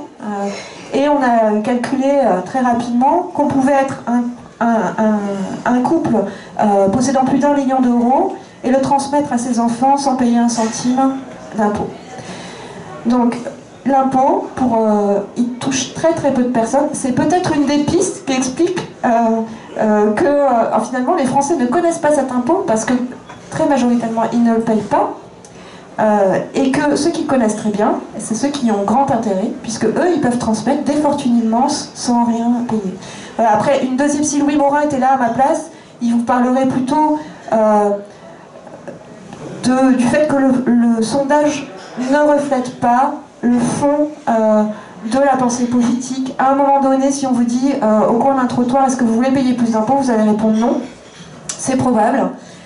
Donc selon la manière dont la question est posée, le contexte médiatique du moment, eh bien, il peut y avoir aussi une instrumentalisation de ces sondages ou un manque de courage politique de la part des candidats, notamment, hein, on l'a vu récemment, mais à admettre, demander des efforts fiscaux dont on va avoir besoin si on veut avoir les politiques de santé, de lutte contre la pauvreté, de lutte contre les questions, enfin le dérèglement climatique, et puis tout simplement de lutter contre cette reproduction des inégalités de patrimoine qui sont transmises de façon, pour le coup, qu'on va unanimement trouver injuste à travers l'héritage. Est-ce qu'il y a d'autres questions? Alors, je voudrais aussi poser une question. En fait, moi je suis enseignant en SES, en sciences économiques et sociales, avec donc des ados de 15 à 18-19 ans. On pose pas souvent cette question, mais quand on pose cette question d'héritage, c'est vrai qu'on a la même réaction, ils sont opposés. Et la réaction immédiate est toujours, les parents ont bien le droit de transmettre à leurs enfants. C'est-à-dire qu'il y a un côté très très affectif, on a beaucoup de mal à renverser le truc. Peut-être qu'il faudrait commencer par montrer que on peut transmettre jusqu'à 1 million sans payer. Donc, les parents peuvent s'enrichir et être tranquilles qu'ils vont pouvoir le transmettre à leur enfant. Il n'y a pas de risque en fait. Donc voilà, c'est une première réponse. Et la question c'est qu'est-ce qu'on fait des héritages beaucoup plus élevés? Où est-ce qu'on fixe là-bas? Ce que je veux dire, c'est que peut-être aussi, alors je ne suis pas scientifique pour moi là, mais peut-être aussi qu'une des explications, c'est que c'est une des parties de l'économie qui est la plus affective. Et avec le moins de réflexion. Et donc, il faut renverser ça. Est-ce que toi, tu mérites de recevoir tes parents? Déjà, ils n'aiment pas trop les ados de pleurs. Peut-être que tu ne mérites pas. Et puis, si on veut remonter plus haut, c'est est-ce que tes parents, ils méritent? Et là, on ne peut pas. On ne peut pas dire aux ados, est-ce que... Et je pense que c'est fort. Et là, moi, je l'ai eu dernièrement, avec une gamine qui est en rupture totale, qui vient vraiment de l'extrême pauvreté, qui se situe super à gauche. Et quand je lui ai parlé de ça, elle m'a dit, mais si ma mère veut me transmettre une maison, elle l'a pas, sa mère, j'en suis sûr. Et ça a été immédiatement ce qui est sorti. Donc je me demande s'il n'y a pas aussi ce genre de choses qui vont apparaître. Si je peux me permettre, la transmission par l'héritage, il y a deux dérives purement argent. Et effectivement, le patrimoine est bâti, il va être plus dans l'affectif. Et il ne faut pas non plus que ce soit estimé à très haut pour avoir une taxe de l'État. Hein. Et justement, une fois de plus, quand on fait partie d'une société moyenne, ou même moyenne, sans parler de basse, on est complètement démuni par rapport aux lois françaises devant ce qui se passe. C'est quand ça vous tombe dessus que vous vous rendez compte que vous avez même peur de ne pas pouvoir garder la maison de bébé ou enfin, votre endroit de vacances. Et là, on ne parle pas que de pognon plus, on parle aussi du sentiment qu'on risque de ne pas garder quelque chose qui est purement sentimental. Et une fois de plus, les riches vont avoir toute la protection, ils vont connaître le système quasi à la naissance, là où les autres non. Et il y a cette crainte aussi, je pense, qui fait qu'on nous dise non, moi je ne suis pas pour le fait que ce soit taxé, même quand on est de gauche. Oui, alors là, je vous renvoie au livre qui va paraître hein, sur cette question de l'économiste André Masson. Lui, alors, il explique ça par justement cette dimension affective aussi, et puis par le fait que dans un monde incertain, la famille reste un rempart, c'est-à-dire une sécurité, et on préfère effectivement... et ça traverse un peu toutes les catégories sociales. C'est pour ça que c'est difficile aujourd'hui de pouvoir parler si facilement de l'impôt sur l'héritage, parce que ça fait peur, y compris aux catégories modestes. Et donc André Masson, il développe plutôt l'idée que les plus riches se sont appuyés sur cette idéologie familiale, sur cette sensibilité familiale pour justement... défendre l'idée qu'il faut pas taxer. Alors, il y avait d'autres doigts levés derrière. D'autres questions? Oui. Est-ce qu'il n'y a pas aussi la fiction du mérite qui joue là sur les pauvres ils sont disqualifiés, les riches ils arrivent à se justifier comme étant riches parce qu'effectivement ils l'ont mérité par leurs efforts alors qu'en fait ils accèdent aux meilleures écoles. Et est-ce que l'idéal méritocratique auquel on croit beaucoup, dur comme fer en France, c'est pas quelque chose que les riches ont réussi à faire croire à l'ensemble de la population, qui ferait que du coup, si on réussit, parce qu'on mérite à obtenir un patrimoine, à se faire un patrimoine, on mérite aussi de le garder. Et comment ils font les riches pour faire croire aux pauvres que le mérite existe? Oui, votre raisonnement se tient tout à fait. Donc, oui, parce que ce qu'on constate effectivement chez les riches, il y a cette idée que tout leur vient de leur mérite. Et on a vu parfois même des enfants dans notre enquête, des enfants qui n'avaient véritablement rien fait, mais plutôt, donc, ce que je voulais dire, c'est plutôt des ménages qui avaient hérité, non pas de leurs parents, mais parfois d'un héritage encore plus ancien, et donc ils attribuaient le mérite à leur ancêtre, finalement. Et donc, ce mérite de l'ancêtre rejaillissait sur eux. Et donc c'est comme si c'était une valeur morale que l'on a transmis dans une lignée, finalement. Et donc cette idée, elle est quand même très très forte. Et je pense que en France, vous connaissez le principe de l'élitisme républicain. Je crois qu'il y a quand même une intériorisation très très forte que on réussit parce qu'on travaille à l'école. Et d'ailleurs, vous parliez de débats qu'on peut avoir à l'école, il me semble quand même que cette idéologie du mérite, elle fonctionne quand même très bien dans l'espace scolaire. Hein. Quand on dit, voilà, un tel n'a pas fait d'efforts, il n'a pas de résultat, celui-là, il a fait des efforts et il a augmenté sa moyenne, etc. Bon, ça fonctionne quand même très très bien. Tout à fait. Et donc on la transmet aussi d'une certaine manière dans l'institution scolaire.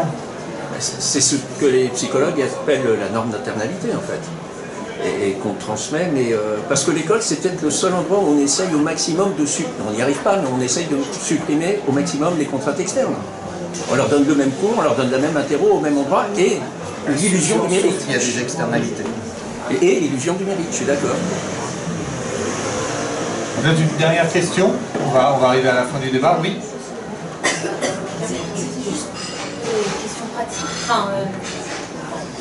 Pourquoi depuis 2006 il n'y a plus de données sur l'impôt sur l'héritage, je ne sais plus exactement. Peut-être que j'ai mal compris, voilà. Si vous avez des choses. Donc on a des données sur les montants des héritages, des données très incomplètes, mais on n'a plus des données de la part de l'administration fiscale sur cette question-là. Et quand la question a été posée à l'administration fiscale, ils ont dit panne d'ordinateur, un truc de ce genre-là, bug, quoi. Voilà. Donc depuis 2006, ça fait un moment. C'est la version moderne de « je peux pas, j'ai décidé ». Donc peut-être parce que peut-être parce qu'il faut qu'on fasse entendre de la voix pour obtenir ces informations. C'est si des chercheurs, si l'Observatoire des inégalités, tout aussi petit, modeste qu'il soit, si le Conseil d'analyse économique ou d'autres économistes ou des citoyens disent qu'ils ont besoin de ces données pour comprendre comment ça marche, l'impôt sur les droits de succession, l'impôt sur l'héritage, peut-être que c'est ça qu'il faut pour qu'on les ait, je l'espère. Je voudrais savoir, votre étude est qualitative? C'est là. Oui. C'est des entretiens approfondis. C'est 80 entretiens dans chacune des métropoles. 80. Ça fait 240. Après, je vous demanderai pourquoi le Brésil, l'Inde et la France et pas un pays du nord de l'Europe où il y a une dimension beaucoup plus... Bon. Parce que vous aimez le Brésil.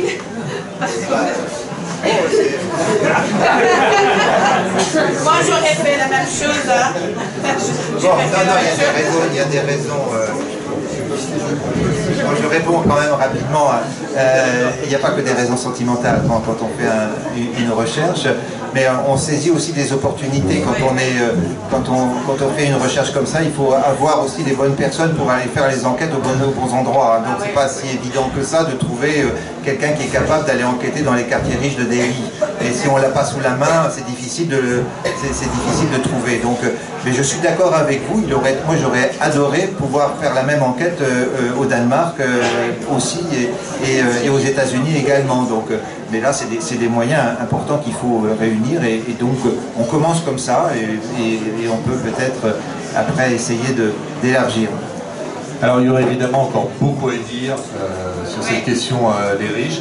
Malheureusement, Serge Pogam a un train à prendre pour rentrer à Paris, donc on va devoir en rester là. En tout cas, merci beaucoup pour votre attention, la qualité de votre écoute.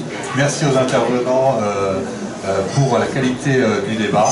Et puis, j'espère un prochain Café des Sciences Sociales.